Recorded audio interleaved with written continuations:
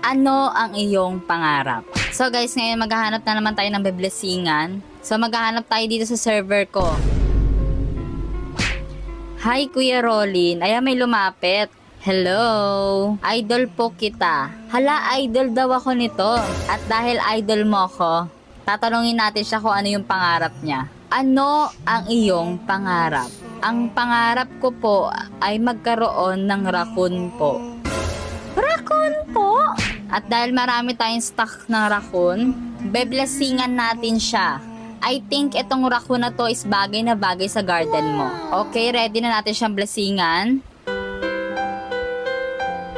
Ayan na!